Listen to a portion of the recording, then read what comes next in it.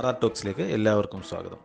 വരുന്ന ലോക്സഭാ തെരഞ്ഞെടുപ്പിൽ കേരളത്തിൽ ഏറ്റവും കൂടുതൽ ദേശീയ തലത്തിൽ ശ്രദ്ധ നേടാൻ പോകുന്ന മണ്ഡലമാണ് തൃശ്ശൂർ മണ്ഡലം. മറ്റൊന്നുമല്ല, BJP എന്ന ദേശീയ പാർട്ടി കേരളത്തിൽ ഉന്നം വെക്കുന്ന പ്രധാനപ്പെട്ട സീറ്റാണ് തൃശ്ശൂർ.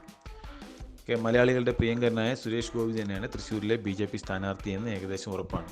അതുകൊണ്ട് തന്നെയാണല്ലോ പ്രധാനമന്ത്രി മോദിജി പല പ്രാവശ്യമായിട്ട് തൃശ്ശൂരിൽ തന്നെ കിടന്ന് ഇങ്ങനെ വട്ടം കറങ്ങിക്കൊണ്ടിരിക്കുന്നത്.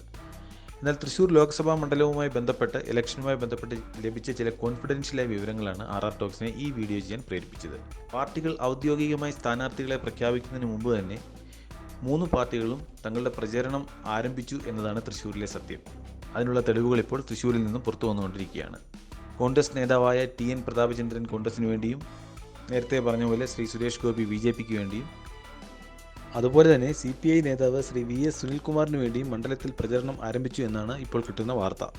പാർട്ടിയുടെ അറിവോടെയോ സമ്മതത്തോടെയോ അല്ല ഇത്തരത്തിലൊരു പ്രചരണം നടക്കുന്നത് എന്ന് VS സുനിൽകുമാർ അറിയിച്ചുവെങ്കിലും സുനിൽകുമാറിന് വോട്ട് തേടി ഫേസ്ബുക്കിലും സോഷ്യൽ മീഡിയയിലുമൊക്കെ ധാരാളം പ്രചരണം നടക്കുന്നുണ്ട്. സുനിലേട്ടനൊരു വോട്ട് എന്ന വാചകത്തോടെയാണ് മിക്കവാറും ഈ പോസ്റ്റർ സാമൂഹിക മാധ്യമങ്ങളിൽ ഇങ്ങനെ പ്രചരിച്ചുകൊണ്ടിരിക്കുന്നത്. അതേസമയം പ്രതാപനായി തൃശ്ശൂരിൽ ചുവരെഴുത്തുകൾ പ്രത്യക്ഷപ്പെട്ടു തുടങ്ങിയിരിക്കുന്നു. പ്രതാപൻ തുടരും പ്രതാപത്തോടെ, നമ്മുടെ പ്രതാപനെ വിജയിപ്പിക്കുക എന്നിങ്ങനെയാണ് ചുവരെഴുത്തുകൾ കാണപ്പെടുന്നത്. പാർട്ടി പ്രവർത്തകർ അവരുടെ ആവേശം കൊണ്ട് ചെയ്യുന്നതാണ്, പാർട്ടിയുടെ അറിവോ സമ്മതമോ ഇല്ലാതെയാണെന്ന് പ്രതാപനും ആവർത്തിച്ച് വ്യക്തമാക്കുന്നുണ്ട്. തൻ്റെ സമ്മതത്തോടെ അല്ലാതെയുള്ള ഇത്തരത്തിലുള്ള ചുവരെഴുത്തുകളിൽ പലതും പ്രതാപൻ ഇടപെട്ട് മായ്ച്ചു കളയിപ്പിച്ചതായി ഉള്ള വാർത്തകളും വരുന്നുണ്ട്. യഥാസ്ഥിതി നമുക്ക് കാത്തിരുന്ന് കാണേണ്ടതായിട്ടുണ്ട്. എന്തൊക്കെ പറഞ്ഞാലും പ്രധാനമന്ത്രി ശ്രീ നരേന്ദ്രമോദിയുടെ തൃശ്ശൂരിലെയുള്ള അടിക്കടി സന്ദർശനം തന്നെയാണ് ഈ മണ്ഡലം വലിയ ചർച്ചകളിൽ ഇടം പിടിച്ചിട്ടുള്ളത്. അതിന് പ്രധാനപ്പെട്ട കാരണം BJP നേരത്തെ പറഞ്ഞതുപോലെ BJP ഉന്നം വെക്കുന്ന തൃശ്ശൂരിനെ എങ്ങനെയെങ്കിലും BJPയുടെ സീറ്റാക്കി മാറ്റുക എന്നത് തന്നെയാണ് BJPയുടെ ദേശീയ നേതൃത്വത്തിൻ്റെ ലക്ഷ്യവും.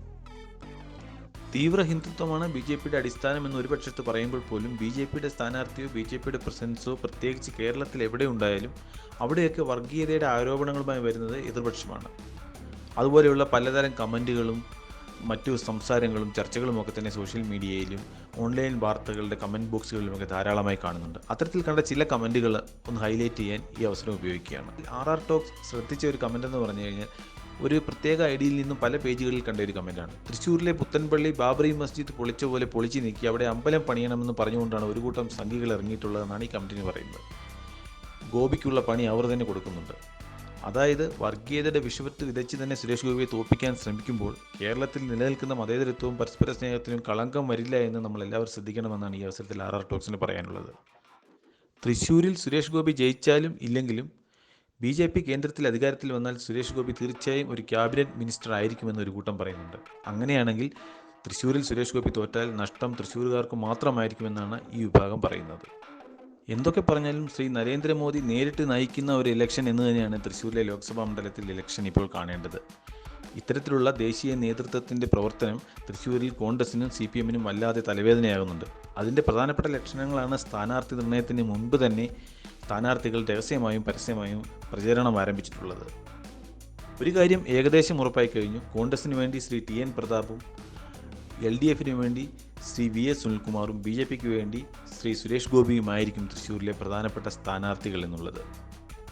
ആര് മത്സരിച്ചാലും ആര് ജയിച്ചാലും തൃശ്ശൂരിലൊരു തീപാറുന്ന പോരാട്ടം പ്രതീക്ഷിക്കാം. ഇപ്പോഴത്തെ രാഷ്ട്രീയ സാഹചര്യം അനുസരിച്ച് BJPയുടെ ആത്മവിശ്വാസം തൃശ്ശൂരിൽ ഞങ്ങൾ അക്കൗണ്ട് തുറക്കും എന്ന് തന്നെയാണ്.